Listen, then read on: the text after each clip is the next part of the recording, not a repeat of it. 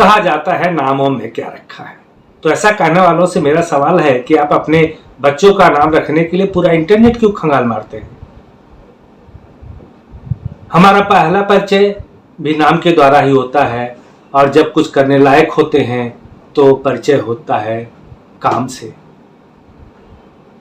यहां मैं बताना चाहूंगा कि हमारे ही देश में कुछ प्रांतों में लोगों के नाम के आगे या पीछे पिता का नाम लगाया जाता है, और कुछ जगहों पर तो संभवतः गांव का भी नाम लगाया जाता है, जो हमारा परिचय होता है। तो हमारा परिचय पहले नाम से होता है और फिर काम से, और बाद में दोनों एक दूसरे के पूरक बन जाते हैं। लेकिन संस्थान, रास्ते और स्थान तो कोई काम करते नहीं, तो अपने नाम से ही कर्तव्यों का बोध कराते रहते हैं हमें। नमस्कार, आप देख रहे हैं अपनी बात अनिल के साथ। नाम से काम और काम से नाम याद आता है, क्योंकि दोनों एक दूसरे के पूरक होते हैं, जैसा मैं बता चुका हूं। चलिए कुछ उदाहरण लेते हैं। यदि आपको केजरीवाल का नाम याद आ जाए तो दिमाग में क्या आता है? आपको तुरंत आता है कि कुछ न कुछ फ्री मिलने वाला है, और उसकी आशा जग जाती है। आप भी सुन लीजिए। पंजाब में आम आदमी पार्टी की सरकार हर परिवार को 300 यूनिट तक बिजली मुफ्त देगी। 24 घंटे बिजली और फ्री बिजली, ये एक जादू है कि नहीं है? पूरी दुनिया में आज तक किसी ने नहीं किया कि 24 घंटे बिजली और फ्री बिजली। ये केवल जादू मेरे पास है, और किसी को करना नहीं आता। ये ऊपर वाले ने केवल मेरे को विद्या दी है। हमें हिंदी में बोलते हुए कई लोगों को शर्म आती है। अंग्रेजी में बोलते हैं तो उनको लगता है कि मैं बड़ा चौड़ा हो गया, मैं बड़ा। इसीलिए मैंने तो ये ठाना है, मैं कहीं भी जाता हूं किसी भी अंग्रेजी के, अभी किसी एम्बेसी ने बुलाया था मेरे को, उनमें किसी को सामने जितने बैठे थे हिंदी नहीं आती थी। मैंने कहा भाई देखो, मैं तो हिंदी में बोलूंगा, मेरे को अंग्रेजी आती है बोलनी, लेकिन मैंने कहा मैं तो हिंदी में बोलूंगा, मेरे को गर्व है, मैं हिंदी भाषी हूं, मेरे को हिंदी भाषी होने में गर्व है। मैंने कहा मैं तो हिंदी में बोलूंगा, अब ट्रांसलेटर अपने लिए रख लो। तो उन्होंने एक ट्रांसलेटर बगल में बिठाया। All of us want the country to become a developed country, but if 66% of our schools, of our children are getting rotten education in government schools, how can the country progress? We can make long speeches, we can make big speeches that we want the country to become a developed country, we want the country to become number one. But unless and until we start providing good education in government schools, as good as in private schools, I think the dream of becoming a developed country will always remain distant. सुन लिया? पंजाब में बिजली जुलाई 2022 से free हुई है, जिसका bill सितंबर में आया है। और पंजाब में सरकारी कर्मचारियों का अगस्त की सैलरी 8 सितंबर तक नहीं मिली थी। सैलरी कटवाकर फ्री की बिजली कौन लेगा? जनसत्ता में खबर छपी है, फंड की कमी से भगवंत मान सरकार की हालत खराब। पंजाब के सरकारी कर्मचारियों को अब तक नहीं मिली अगस्त की सैलरी। यह जनसत्ता की खबर है, और तमाम चैनलों में आप देख रहे हैं कि ये खबरें आ रही हैं। जैसा कहा गया था कि 7 तारीख को सैलरी पहुंच जाएगी, फिर बाद में आया कि नेटवर्क खराब हो गया, सर्वर काम नहीं कर रहा था, और ये सर्वर ऐसे खराब होता रहेगा। आगे भी बहुत कुछ कट सकता है, यहां तक कि बिजली भी। गुजरात चुनाव तक की कोशिश करेंगे पर्दा डालने की, तो क्या डाल पाएंगे पर्दा? अगर आप जागरूक रहेंगे तो ये पर्दा नहीं डाल सकते हैं, क्योंकि कभी किसी विभाग की, कभी किसी विभाग की, कभी कुछ न कुछ रोक करके ऐसे पूरा करते रहेंगे। इनकी इस कला को यूपी और उत्तराखंड वाले जानते थे, तो उन्होंने वोट नहीं दिया। इनको पता था कि चुनाव से पहले ये क्या कहेंगे और चुनाव के बाद क्या करेंगे। आप खुद सुन लें। 24 घंटे पानी का इंतजाम करेंगे। पानी, पीने के पानी की पंजाब के कई शहरों में समस्या है, तो पीने के पानी का 24 घंटे इंतजाम करेंगे। पंजाब को भी पानी चाहिए, हरियाणा को भी पानी चाहिए। केंद्र सरकार की जिम्मेदारी है कि वो इंटरवीन करके हरियाणा के लिए भी पानी का इंतजाम करे और पंजाब के लिए भी पानी का इंतजाम करे। चुनाव से पहले पंजाब को पानी देना इनकी जिम्मेदारी थी, अब चुनाव के बाद हरियाणा को जोड़ लिया।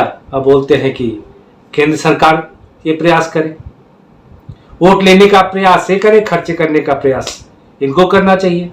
केजरीवाल दिल्ली में सफल इसलिए हो गए कि दिल्ली यूनियन टेरिटरी है, वहां प्रदेश सरकार के बहुत सारे खर्चे केंद्र सरकार उठाती है और देश की राजधानी होने के कारण यहाँ टैक्स वसूली भी अधिक होती है, इसलिए केजरीवाल दिल्ली में संभल गए।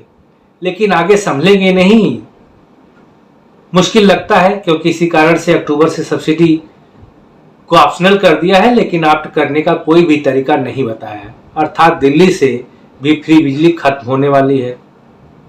केजरीवाल कहते हैं कि कर्ज नहीं लिया, लेकिन आपकी सूचना के लिए बता दूं कि सीएजी की रिपोर्ट में बताया गया है कि सब्सिडी की वजह से दिल्ली सरकार पर बोझ बढ़ा है, दिल्ली सरकार को घाटा हो रहा है और सब्सिडी को पूरा करने के लिए 1900 करोड़ से अधिक का कर्ज लेना पड़ा है दिल्ली सरकार को।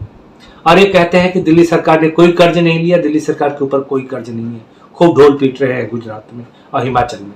तो केजरीवाल का नाम लूं तो केवल फ्री का ख्याल आता है, और यदि नरेंद्र मोदी का नाम लूं तो वो जिस शेर के लिए हल्ला कर रहे थे वैसा नजर आता है क्या? वो भारत का प्रतीक है, तो क्या मोदी जी भी वैसे नजर आते हैं? मोदी का नाम लूं तो बस हम प्रार्थना करते हैं कि वो रात के 8 बजे ना आए, और रात के 8 बजे आए तो यह न बोले कि आज रात 12 बजे के बाद। और यदि यह सब कह भी देते हैं तो बहनों भाइयों तो अपने आप होगा ही। आप खुद सुनिए। एक और सख्त कदम उठाना जरूरी हो गया है। आज मध्यरात्रि यानी 8 नवंबर 2016 की रात्रि को 12 बजे से वर्तमान में जारी 500 रुपए और 1000 रुपए के करेंसी नोट लीगल टेंडर नहीं रहेंगे। ये मुद्राएं कानूनन अमान्य होगी।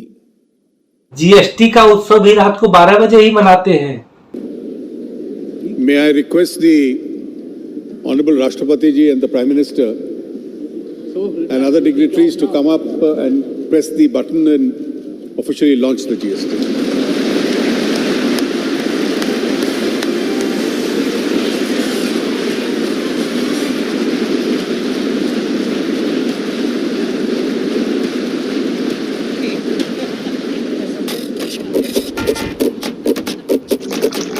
देख लीजिए, कभी थाली तो कभी ताली तो कभी मोमबत्ती। मोदी कुछ फ्री में नहीं देते हैं, वो हमेशा हम ही से मेहनत करवाते हैं, हम ही से लेते हैं, और हम भी हैं इतने बौराए हुए कि उन्हीं को फिर प्रधानमंत्री बार बार बना देते हैं। कुछ तो है उनमें। थोड़ा सा इस वीडियो को देखिए जिसमें 3 मक्खियां हैं। पहली मक्खी ऊपर चढ़ने वाली केजरीवाल है, दूसरी उसके सलाहकार, तीसरी मक्खी कौन है पता है? ये हम आप है जनता, जिनकी हालत केजरीवाल यही करने वाले हैं। जैसे दोनों तो चढ़ गए, अब इसको छोड़ दिया, अब ये अपना तिल मिलाए, तो जनता को तिल मिलाने के लिए ये केजरीवाल छोड़ भी सकते इस मक्खी का तरह।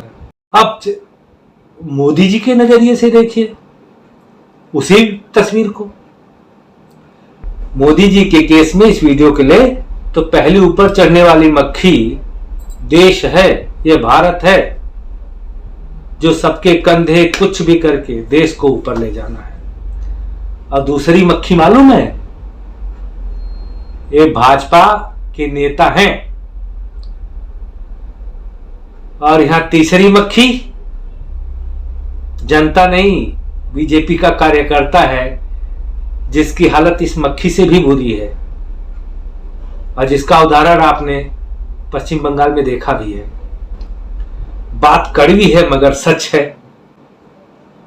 क्या करें। हाँ, एक बात याद रखिए, वीडियो को लाइक और चैनल को सब्सक्राइब करना न भूलें, क्योंकि यह हमारे हौसले को बढ़ाता है। तो विदा लेता हूं, नमस्कार।